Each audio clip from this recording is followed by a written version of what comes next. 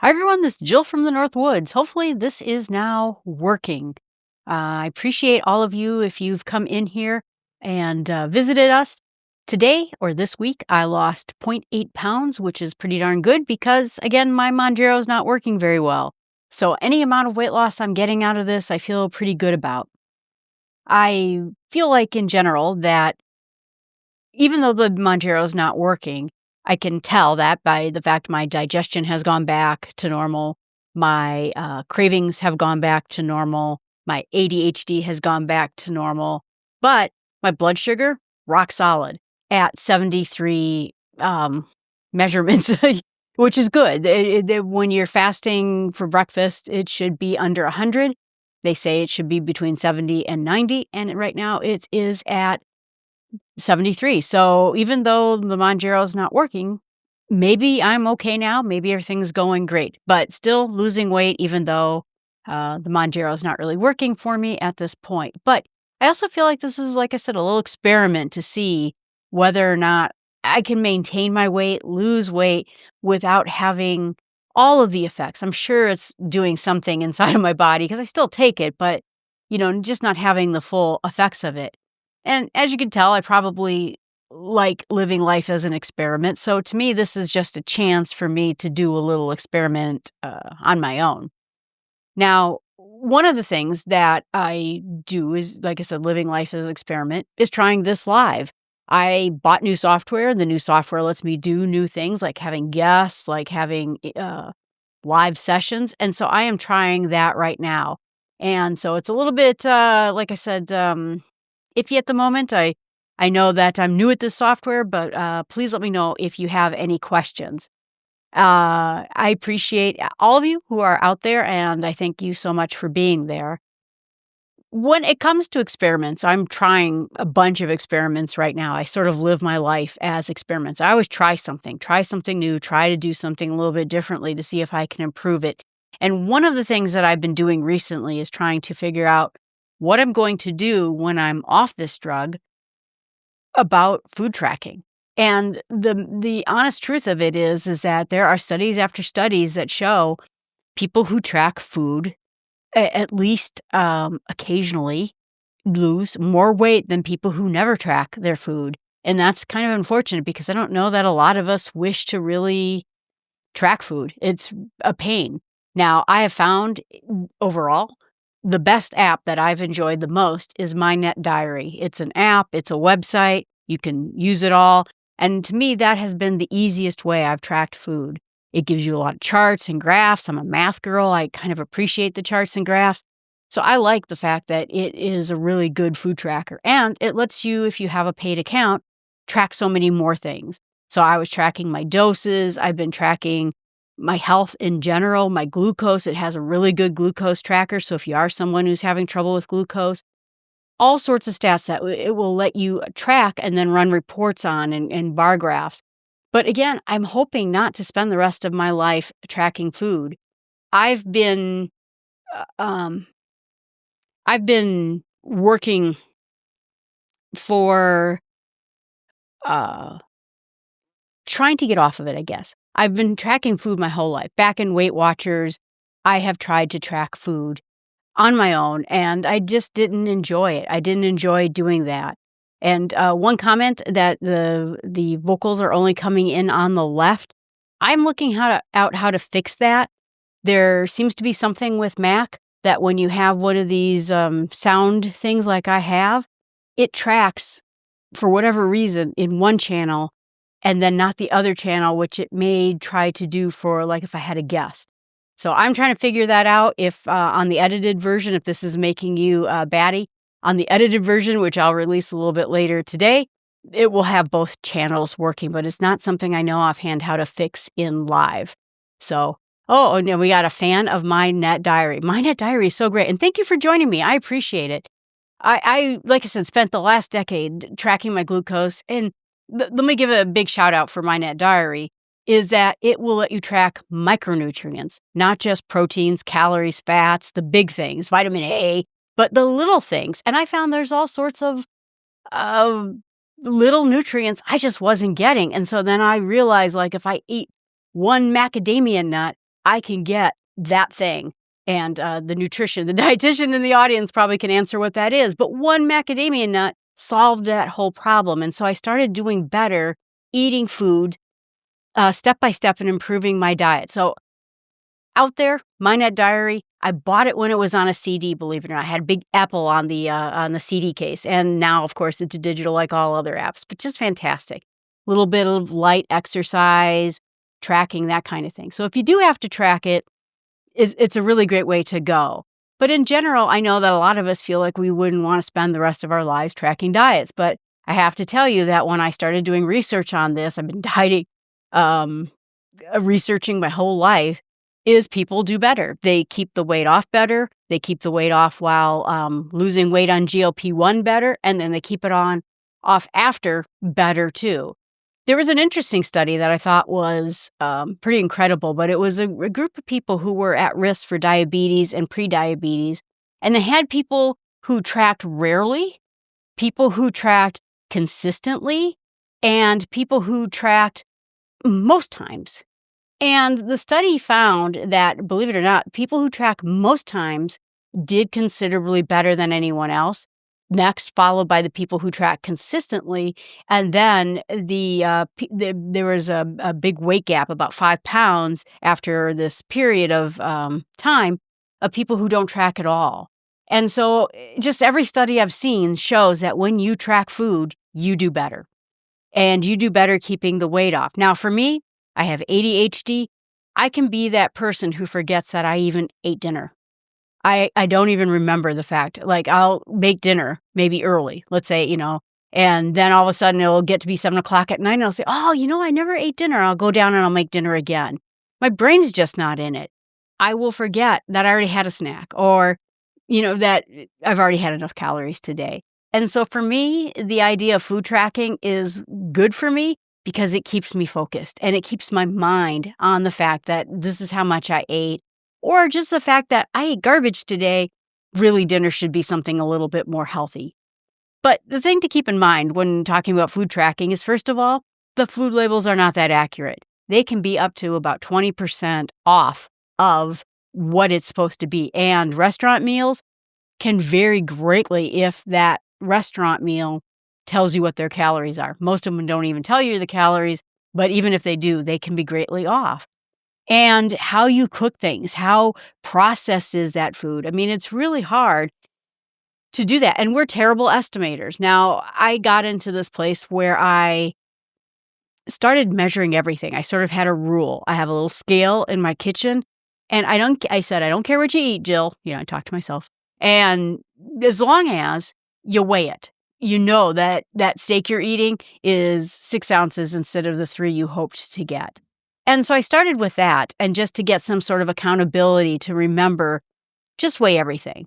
Because I used to eat, and this is how I got into this position that I'm in, is that I would eat a bowl of noodles for dinner.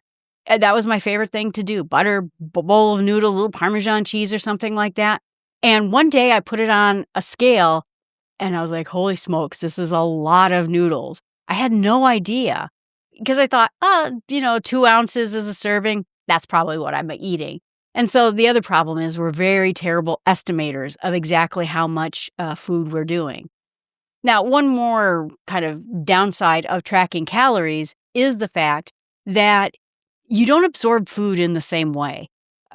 Ready meals are very easy to absorb. They're sort of pre-digested for you. And so you absorb so many more calories from processed foods than you do natural foods.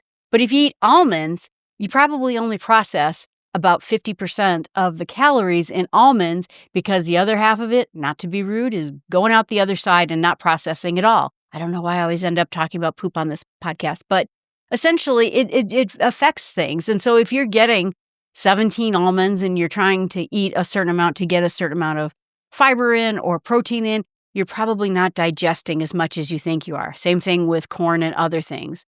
But so that's part of the problem too. And then talks about food quality. I've been talking about the last few episodes about food quality. And that means getting high protein, low carb diets, avoiding processed foods, eating things And this has always been my goal, to eat things that literally either came out of a ground, came out of a farm, came out of a plant somewhere, and that reads not like a chemical label on it. Like, I can read every word on that label. And it's not as easy being on GLP-1s, honestly, because some of the food I eat, namely the fiber bread and the fiber tortillas, they're all real words, but they're very highly processed. But it almost feels like it's highly processed in a good way, because they're somehow packing 17 grams of fiber into a tortilla. So I sort of give leniency to when something has amazing stats, even if it's somewhat processed or heavily processed. The other part of it too is that a lot of times you can eat the same things that are the same calories. Like, you could eat an avocado with the same calorie as a can of pop and have the same calorie, but that's not the same thing. Avocados are great in highly nutritious fats. They're relatively good for you as long as you don't go too far. There's nothing good with pop. I come from the Northwoods. We say pop up there.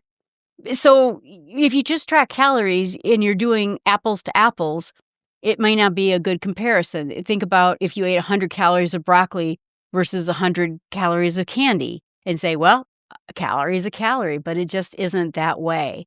So essentially, we have to be very careful about it.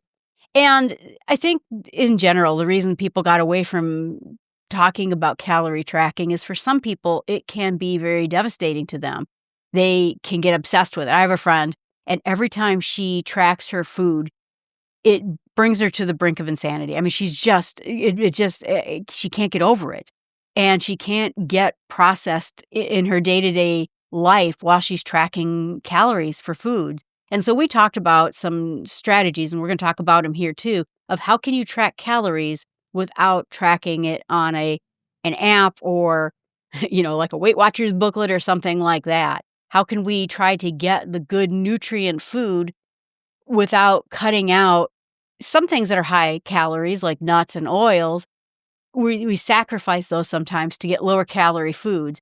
If any of you were back in the 90s, you remember the Snackwell era. And everyone was like, oh, Snackwell cookies. Look at how low calorie they are. Look at but they were garbage food. There was nothing good about them. And so people ate them like candy. I know myself as part of them, and then wondered, well, why isn't this working? I'm not eating the amount of calories I should be. And so you'll hear, if you Google it, you'll see a lot of people talking about the Snackwell cookie phase, because it brought a lot of people down the wrong path.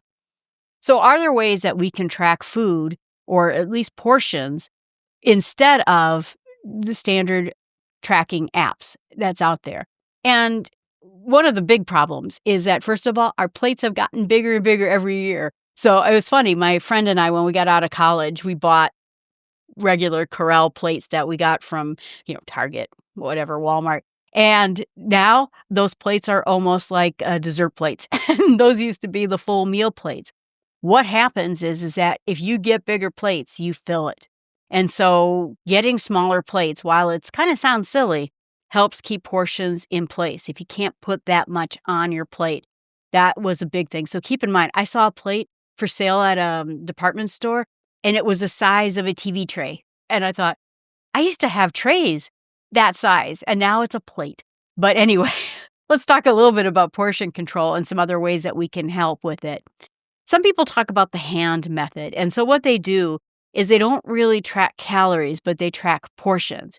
And they assign themselves a recipe for portions every day. So my lunch must have a protein and it must have a fiber source, something like that. And so about the size of a hand without your fingers is about the size of protein, is what they normally say. We'll talk about some other measurements here in a moment. And veggies, you should get a full fist of veggies. Now, here's my problem. I have really tiny little hands, so I was kind of wondered about that. Carbs are going to be a cupped hand, what you could fit in a cup of your hand. And fats is about the size of your thumb, or what they call size of lipstick. And that is a way that you can estimate what a portion is. And so I have seen people instead, and this is what I suggested to my friend who can't track calories, is to try coming up with a formula of your portions so that you get what you're supposed to get in a day, and then use the hand method to sort of measure things out. So think about, too, that a cup is about the size of a baseball or a closed fist, like I said. 3 ounces is going to be that size of a deck of cards or the thickness of your palm minus your fingers. If you're looking for a tablespoon, lipstick or the size of your thumb, and a teaspoon is about the tip of your finger. And that way you can measure oil. I was going crazy with butters, because I was going crazy with noodles. Noodles and butter, that was my go-to thing. And now when I see how much I was eating in retrospect using that kind of method, I was way off target. So that's one way. The other plate is that you can sort of divide your plate into sections. So half your plate should be full of veggies. A quarter of your plate should be lean protein. And the last quarter will be some form of whole grain. If you can't, they now make fiber and protein noodles, rice, brown rice. There are other good proteins out there, which I'm trying to think of. But the idea is something that could get you fiber, because that's the whole idea. All of us who are on GLP-1s, if you're doing it with me, are constantly on water, protein, fiber. It is the focus of my day. And I keep track, basically, of those items by itself, and I make sure that I get them in. So by using this portion control, can you figure out a formula for yourself that breakfast, I eat protein.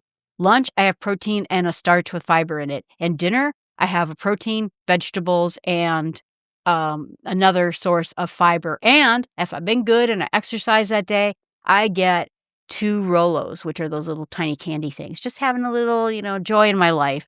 But can you keep it together, to keep a meal where you sort of feel good about your day? And if you can come up with that formula to make sure you get everything in that you're supposed to be getting in, maybe using either the plate method or your hand measurement method can be useful to you. There are other ways of measuring food, too, that I have done where I have just said to myself, I'm not going to measure calories, but I am going to measure, like I said, fiber, protein, and then I also try to get in some form of calcium because I'm getting older. I have to worry about my bones. So then maybe calling out a few key nutrients and making sure you always get that in. I also get in 96 ounces of water every day, important for GLP-1s. So instead of calorie tracking right now, I am nutrient or macronutrient tracking. So that's something that I'm working on right now. Maybe that will help you.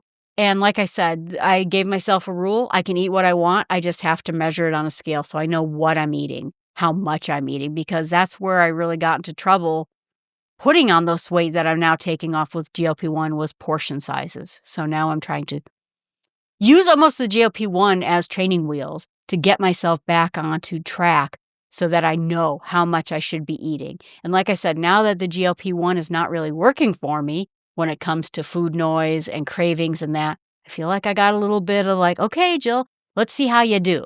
I see my doctor at the end of this month.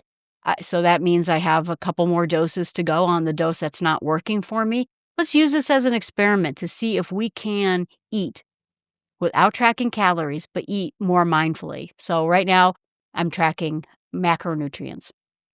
Some other things that you can do as helpful hints to help you keep your portions under control is, first of all, never eat from the kitchen, table or the table that you set. A lot of times what we do, particularly in the United States, I don't know what we do around the world, is families will set this meal out. And here's a big bowl of stuffing and a big bowl of corn, and here's a vegetable over here, and there's a ham. And they eat these meals, and everyone just keeps eating and eating and eating. It's great, and it's a great family thing, and I appreciate those families that I spend time with that do that. But instead, what you should consider doing is keeping the food in the kitchen and serving out portions at a time, ahead of time, on plates, instead of just having this constant flow of food. So keeping away from dinner table servings and keep it to kitchen servings. Try keeping maybe cooking 2 serving sizes. Okay, we have 3 people here. Here's 3 servings of ham. This is 3 servings of a reasonable amount of stuffing, and here are our vegetables. Maybe we'll keep the vegetables on the table. Or when it comes to snacking, don't go and get the bag of Doritos and sit there with the bag of Doritos and eat them and then put them back when you're done. Put the amount of Doritos you intend to eat in a little tiny bowl and eat that. So try keeping mindful of that by not ever having big pools of food. It was interesting. I used to be on a health committee back when I wasn't very healthy at a company. And this company gave us all this pop and gave us all this candy. And we had a ton of snacks in the kitchen. And at one point, every one of our conference rooms had this giant bowl of candy. And I remember I was sitting in this meeting and they delivered a pizza to us because we were eating or having this meeting during lunch. And I had a slice, someone else had a slice, and this guy ate the entire rest of the large pizza and then took the bowl of candy and mowed down the bowl of candy. And I thought, we are killing our own employees here. So what we suggested is that we would put a bowl of fruit in every conference room. Yeah, I was the person who did this to my company. But the candy would go into the kitchen. So at least you can't sit there during a boring meeting and just put away the candy.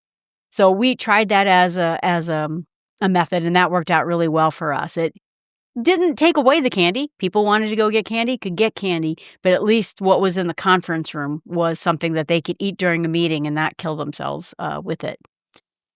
Other parts of it, too, in helping portion control is slowing down. Now, it's always so weird. So my friend loves food, the one that doesn't like to food track. She enjoys food more than you can imagine. And she thinks about her next meal. She thinks about her dinner time the next time. And I've never been that person. To me, eating is something I need to get done with so that I can go on with the rest of my day. I ended up 110 pounds overweight, and she's not overweight. But part of the problem is that I eat way too fast because I'm just trying to be done with it. I like food. I'm not saying I don't like food, but the problem is that I just eat so fast and your body does not register a meal when you're not on GLP-1s. I know with the GLP-1s, I register it right away, but a person off of the drug would take 20 minutes.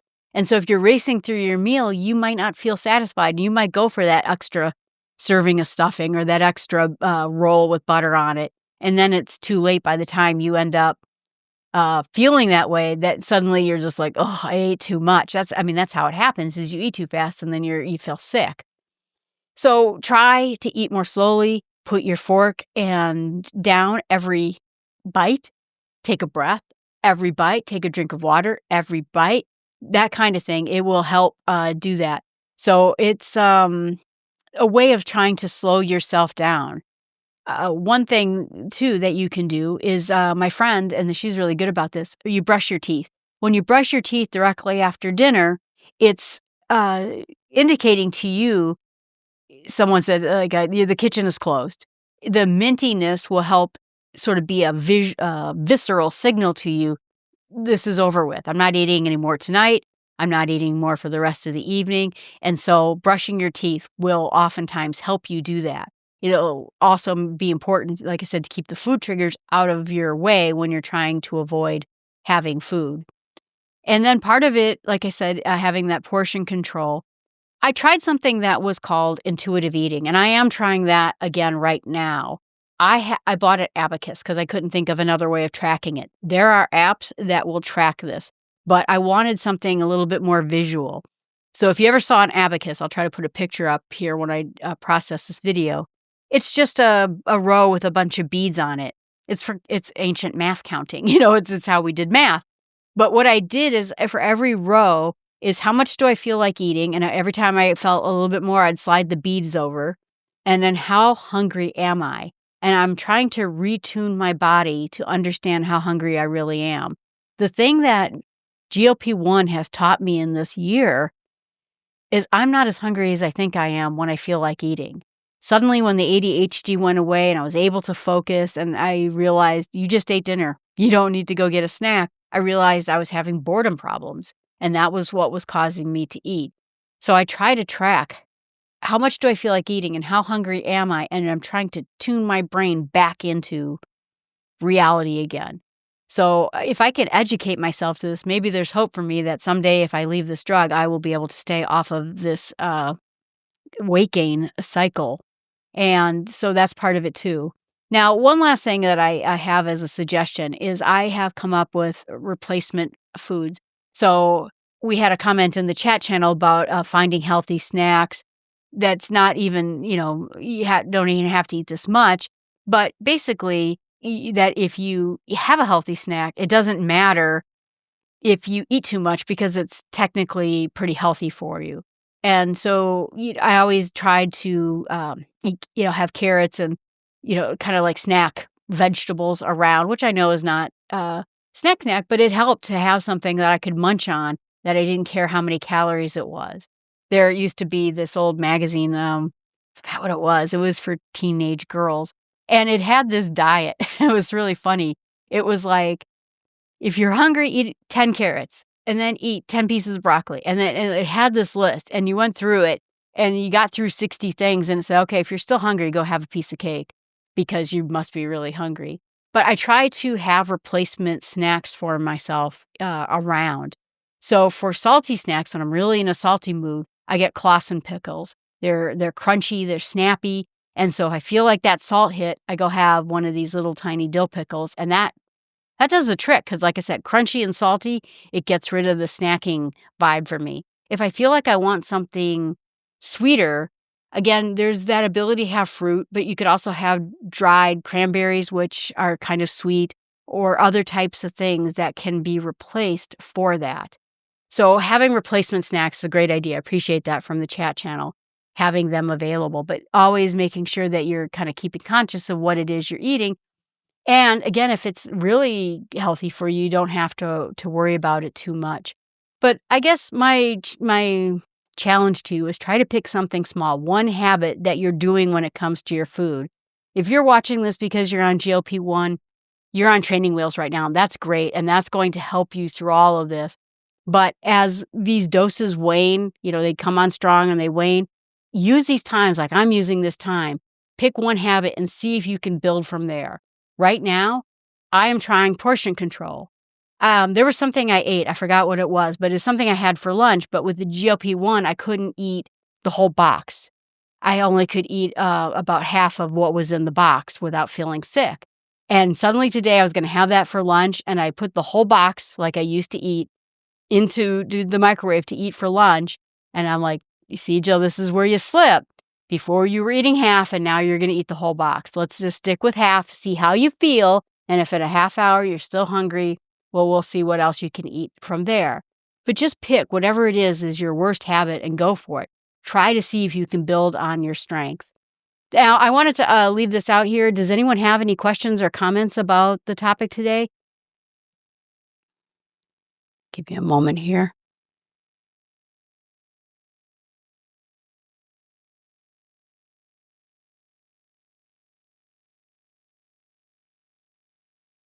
Or good tips that you do. I've been mentioning as we've been going along, and I appreciate you putting them in the chat channel. Board eating. Yeah, board eating is a big thing, yeah. The whole box thing, yep. You get a box, like a box of cookies or a box of things, and then you start and you just say, "Oh, well, I might as well finish this off." Because if I finish it off now, then I don't have it tomorrow to eat, and oh boy, yeah, that's a big one. I had board eating for sure. One of the things that I have done for board eating is I just try to go find something else to do. If I find myself being so bored that I want to go and snack on something, I have plenty of things to do. And so I go try finding something else that I can do instead, because I think that's the whole saving grace for all of us, whether we're just trying to keep our weight or we're trying to get off of GLP-1 someday, is what those triggers are. Some people will trigger on stress and they eat because of stress and they can't stop eating because they're so stressed out. And some people eat because they're constantly hungry. I forgot there was a term like super hunger people. And then there are people who are like me, where I just forget. I don't even think about it. I eat because I just want a new experience. I think it's an ADHD thing for me. And I noticed that once I got on GLP-1, this is why I'm eating. And so you got to tackle whatever it is you're doing. If you're having anxiety, you need to find a different way of burning off that anxiety or helping yourself. Could be journaling, it could be watching your favorite movie, could be a craft. I'm a knitter. Knitting is a great craft to do because primarily when I knit, I can't eat because I'll get my yarn all full of stuff. And so knitting turned out to be a pretty good hobby for me to get myself away from snacking at night. Any other comments or questions or anything else I can answer? It doesn't even have to be about this topic, but if you're out there with questions.